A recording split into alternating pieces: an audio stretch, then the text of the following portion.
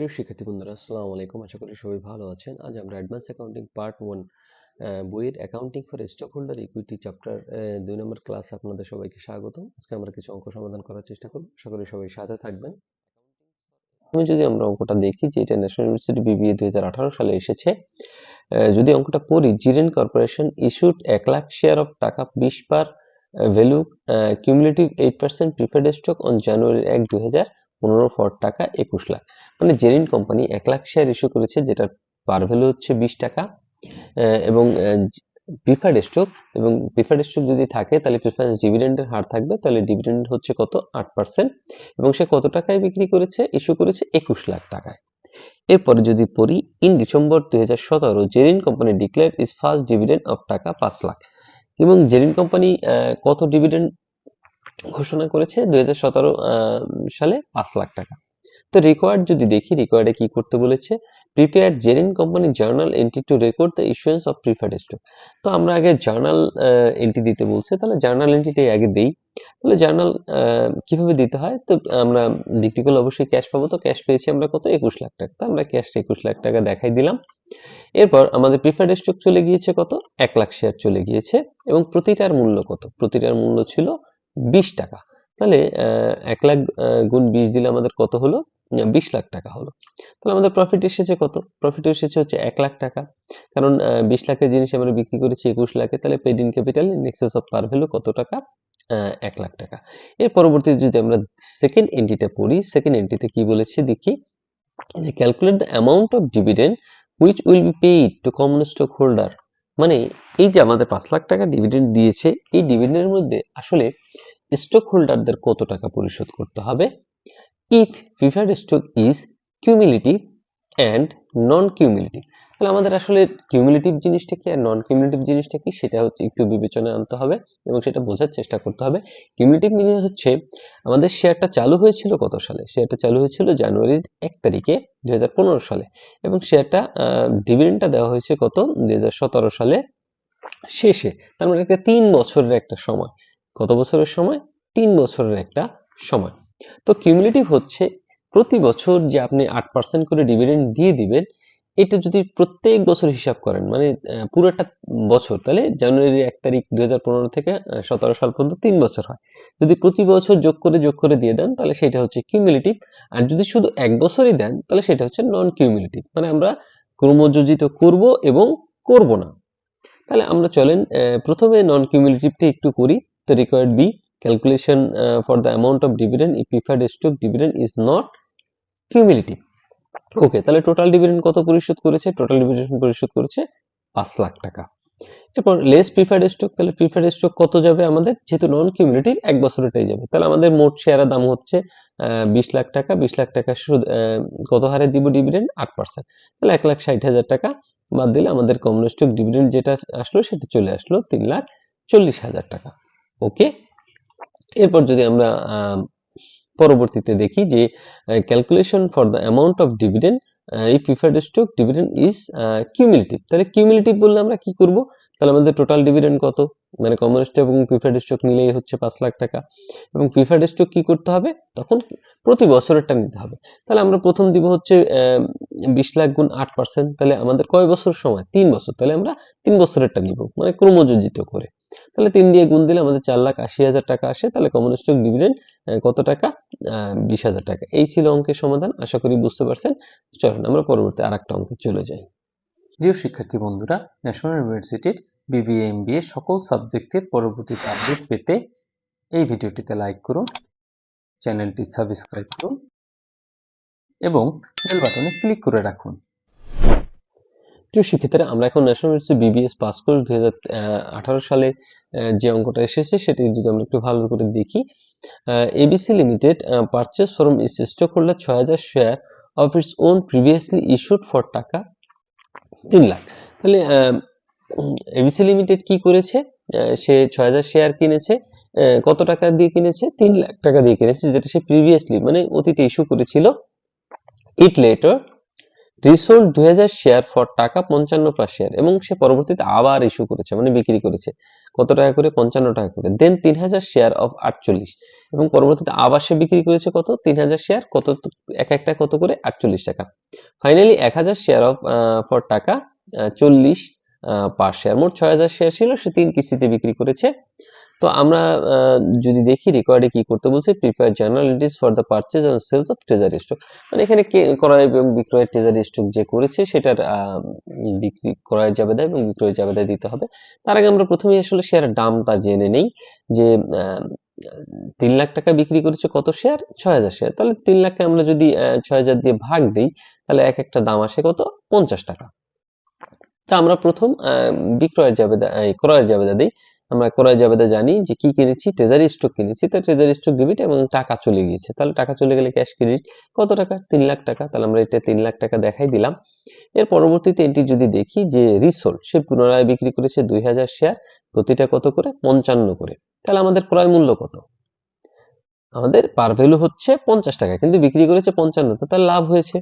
তাহলে আমরা cash debit করি, যেহেতু বিক্রি করেছে কত টাকা, 2055 টাকা করে, 1,10,000, এবং আমাদের ট্রেজারি স্টক চলে গেছে কয় টাকার, 50 টাকা করে। এক একটা পার ভ্যালু হচ্ছে 50 টাকা, তাহলে 1 লাখ টাকা। তাহলে আমাদের আসলে 5 টাকা করে প্রতি শেয়ারে লাভ হয়েছে।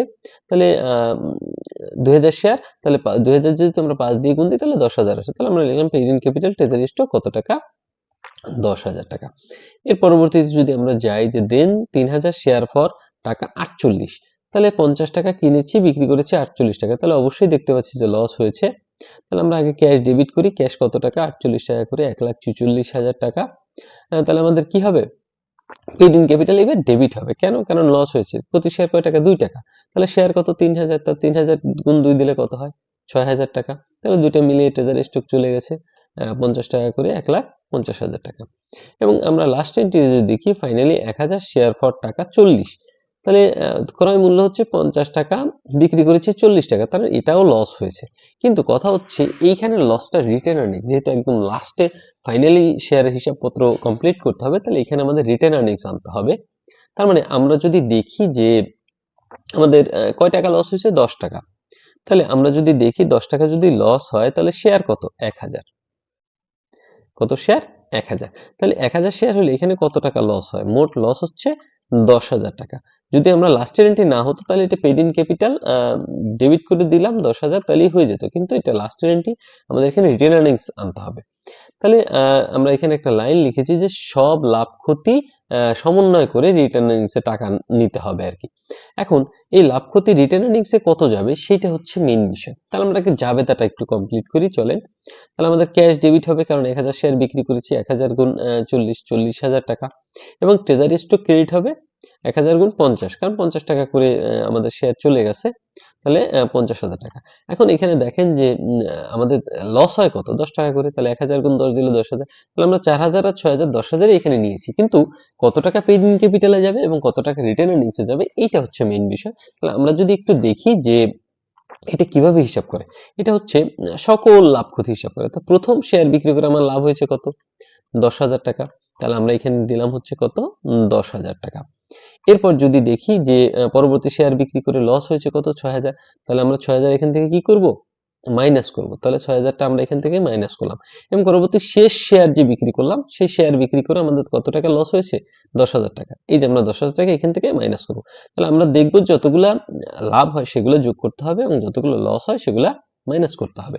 তাহলে এটা মাইনাস করার পরে এইটা যদি পুরোটা আমরা একটু ক্যালকুলেশন করি, 10,000 থেকে 10,000 মাইনাস 6,000 মাইনাস, তাহলে আমাদের 6,000 মাইনাস থাকে। তাহলে এই মাইনাসটা কোথায় যাবে, রিটেন আর্নিংসে যাবে। এই যে দেখেন আমরা রিটেন আর্নিংস 6,000 টাকা মাইনাস দেখাইছি। তাহলে পেইড ইন ক্যাপিটাল মোট কত, 10,000। তাহলে 10,000 আর কত লাগে, আর 4,000 লাগে। তাহলে এই 4,000 টাকা আমরা paid in capital from treasury স্টকে দেখাই দিছি। এই ছিল আসলে অঙ্কের সমাধান। আশা করি বুঝতে পারছেন। আরেকটা অঙ্ক করলে আরো আমরা আরো সুন্দর করে বুঝতে পারবো। চলেন আমরা এই কোয়ালিটির আরেকটা অঙ্ক করি। প্রিয় শিক্ষার্থীরা, ন্যাশনাল ইউনিভার্সিটি বিবিএ অ্যাকাউন্টিং 2020 সালে যে অঙ্কটা এসেছে সেটা আমরা একটু সমাধান করার চেষ্টা করি। আগে যে অঙ্কটা করেছি সেটার মতনই, কিন্তু আপনারা আরেকটু ক্লিয়ার হওয়ার জন্য এই অঙ্কটা আমরা সমাধান করতেছি। যে Aku limited company purchase from its stockholder 4,000 share of its own previously issued taka 1,60,000। তাহলে 4,000 শেয়ার ইস্যু করেছে, প্রতিটার দাম কত, মানে পারচেজ করেছে আর কি অতীতে ইস্যু করেছিল 1,60,000 টাকায়। তাহলে 1,60,000-কে যদি আমরা 4,000 দিয়ে ভাগ দিই তাহলে এক একটা দাম কত আসে? 40 টাকা। তাহলে এই 40 টাকাই হচ্ছে আমাদের আসলে পার ভ্যালু। এটা একটু মনে রাখবেন। এরপর এটার রিসোর্ট 300 শেয়ার 35 টাকা করে বিক্রি করেছে। তাহলে আমরা একটু জাবেদা দেওয়া শুরু করি। যে ইনস্ট্রাকশনে বলছে prepare journal entries for the purchase and sales for the treasury stock.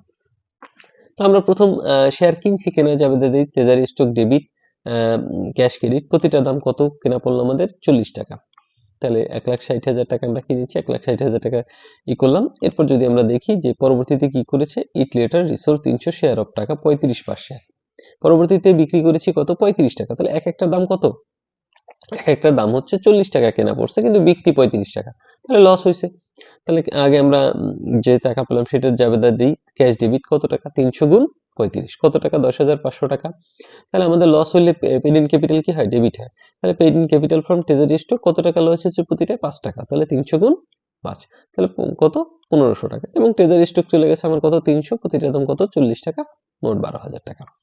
এর পরবর্তীতে যদি আমরা দেখি যে 1000 শেয়ার ও 50 পার শেয়ার, এইবার 50 টাকায় বিক্রি হয়েছে। তাহলে 50 টাকায় বিক্রি করতে আমাদের লাভ হয়েছে, কারণ আমাদের কেনা হচ্ছে কত? 40 টাকা। তাহলে আমরা ক্যাশ ডেবিট করি। 1000 শেয়ার কিনেছি, 100 গুণ 50, 50,000 টাকা। এবং ওদের শেয়ার চলে গেছে কত? 1000 শেয়ার চলে গেছে, এক একটা দাম কত? অরিজিনাল মূল্য 40 টাকা। এবং আমাদের লাভ হয়েছে প্রতিটা 10 টাকা। তাহলে 1000 গুণ 10 দিলে আমাদের কত? 10,000 টাকা হয়। এরপর যদি আমরা লাস্টে দেখি, দেন 2000 শেয়ার 36 টাকা। কত টাকা? 36 টাকা।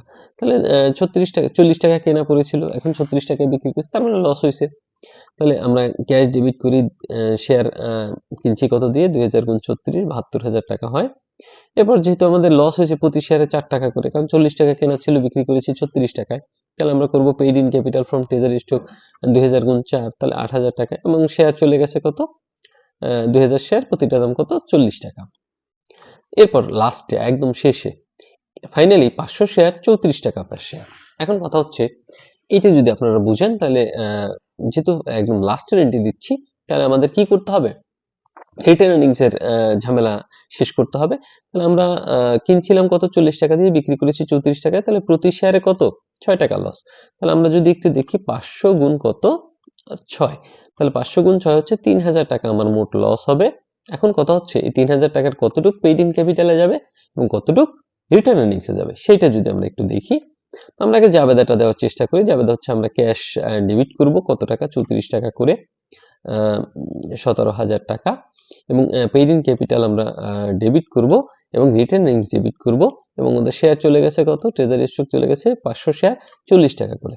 এখন আমরা বলেছি কি আমাদের লস কত? 3000 টাকা। তাহলে এখানে কিন্তু আমরা 3000 টাকা, 500 গুণ 2500, সরি 500 যোগ 2500, মোট কিন্তু 3000,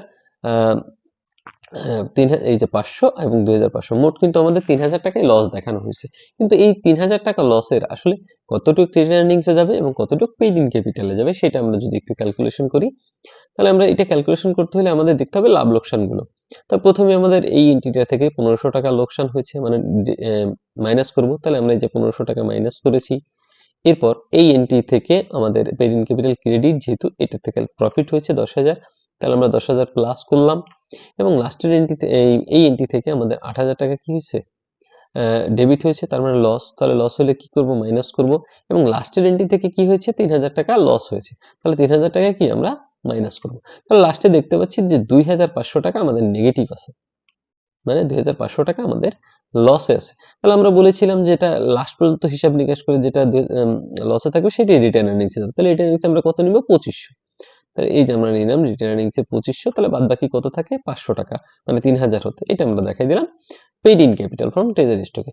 এই ছিল আসলে অঙ্কের সমাধান। আশা করি বুঝতে পারছেন। এবং পরবর্তী ক্লাসের জন্য অগ্রিম শুভেচ্ছা রইল। এবং কোনো কিছু বুঝতে অসুবিধা হলে অবশ্যই কমেন্ট বক্সে কমেন্ট করতে ভুলবেন না। ধন্যবাদ সবাইকে। আসসালামু আলাইকুম।